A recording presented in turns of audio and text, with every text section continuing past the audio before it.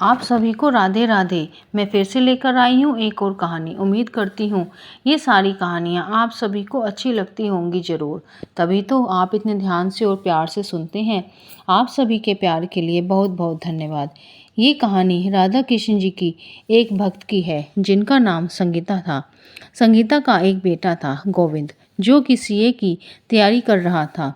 संगीता रोज जल्दी उठकर सारा काम करके वह मंदिर जाती थी और वह जब तक पूजा नहीं कर लेती थी तब तक कुछ खाती पीती नहीं थी।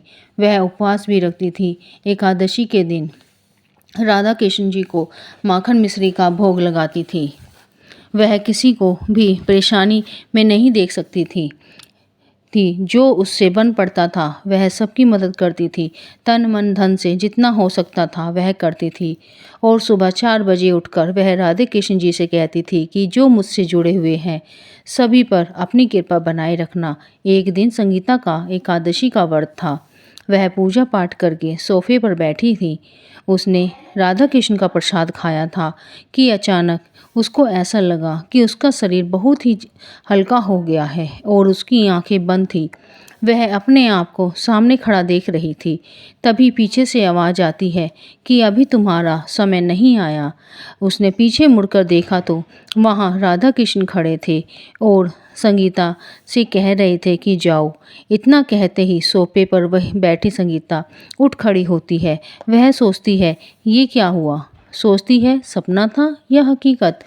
वह कुछ समझ नहीं पाती। इतने में उसका बेटा गोविंद आ जाता है और कहता है कि मम्मी मेरा पेपर बहुत अच्छा हुआ है राधे कृष्ण की कृपा से। संगीता कहती है होगा क्यों नहीं, तेरी मेहनत है और उनकी कृपा है, सब अच्छा होगा। गोविंद कहता है मम्मी तुम इतनी परेशान क्यों लग रही हो। संगीता कुछ नहीं बताती। वो कहती है चल कुछ खा ले। संगीता के मन में अभी भी वही सब चल रहा था। संगीता शाम को माखन मिश्री लेकर मंदिर चली जाती है और राधा कृष्ण जी के सामने प्रसाद रखकर कहती है आज मेरा एकादशी का व्रत है। आपने मुझे दर्शन दिए और जो काल मुझ पर मंडरा रहा था उसे आपने दूर कर दिया, मुझे दूसरा जन्म दे दिया। अपनी कृपा ऐसे ही बनाए रखना। रात को जब वह सो रही होती है तो उसे सपने में राधा कृष्ण जी झूले में झूलते नजर आते हैं। संगीता दूसरे दिन अपने बेटे को सपने की सारी बात बता देती है। संगीता कहती है मुझे राधा कृष्ण के लिए झूला लाना है। फिर शाम को दोनों माँ बेटा जाकर एक सुंदर सा झूला लेकर आते हैं और राधा कृष्ण को झूले में बैठा कर झुलाते हैं।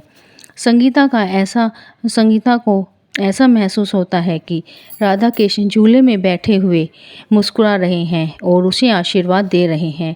वह राधा कृष्ण के लिए भोग बना रही थी और मन ही मन सोच रही थी होती है कि राधा कृष्ण को अपने हाथ से भोजन कराऊंगी।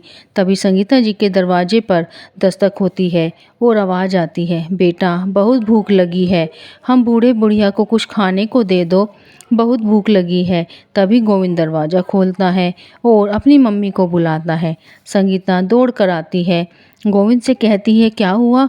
तभी दरवाजे की तरफ देखती है कि एक बूढ़ा बुढ़िया खड़े हैं। तभी गोविंद कहता है कि मम्मी ये बहुत भूखे हैं, खाना मांग रहे हैं। मैंने इनकी आवाज़ सुनकर दरवाज़ा खोला, फिर आपको बुलाया। संगीता कहती है ठीक है। फिर कहती है कि माँ बाबा आप अंदर आइए। फिर वह आसन लगाती है और माँ बाबा को बड़े आराम से बैठाती है और फिर संगीता उन्हें भोजन परोसती है। माँ बाबा को बहुत ही प्यार से संगीता और गोविंद भोजन कराते हैं। भोजन करने के बाद बूढ़ा बुढ़िया संगीता को एक पोटली देते हैं और कहते हैं कि बेटी तूने और तेरे बेटे ने इतने प्यार से इतना स्वादिष्ट भोजन कराया है कि हम तो तृप्त हो गए हैं। भगवान तुम दोनों को हमेशा खुश रखे, कोई भी दुख तुम्हें ना छू सके। अच्छा चलते हैं। ऐसा कहकर वो बाहर चले जाते हैं। तो संगीता गोविंद से कहती है कि थोड़ा खाना माँ बाबा को बांध कर दे देते हैं, वह बाद में अपने घर जाकर खा लेंगे। वह दोनों खाना लेकर बाहर आते हैं तो इधर उधर देखते हैं पर वहाँ कोई नहीं है। वह दोनों कहते हैं इतनी जल्दी कहाँ चले गए। बूढ़ी माँ ने जो पोटली दी थी वह पोटली संगीता ने राधा कृष्ण के झूले के पास रख देती है। जब सारा काम खत्म हो जाता है तो वह पोटली खोल कर देखती है तो उसमें से एक मोरपंख और थोड़ी सी रज निकलती है और छोटी सी एक बांसुरी होती है। वह रोने लगती है। गोविंद कहता है, मम्मी यह तो चमत्कार है। जब वह यह सब सोचकर रात को सो जाती है और सुबह 4 बजे उठती है, सुबह 4 बजे संगीता को सपने में वही बूढ़े बुढ़िया के रूप में राधा कृष्ण दिखाई देते हैं।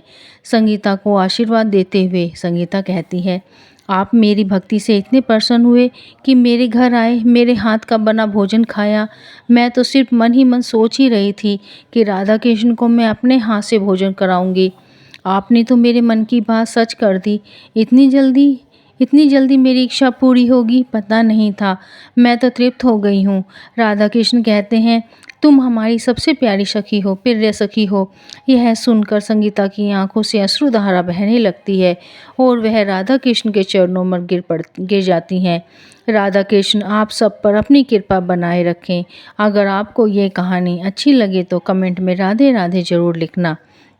लाइक सब्सक्राइब करना अगर अच्छी लगे तो। अगर आपके पास भी कोई कान्हा जी से जुड़ी कहानी हो तो अपनी कहानी आप हमसे शेयर कर सकते हैं। फिर मिलेंगे एक और नई कहानी के साथ। राधे राधे।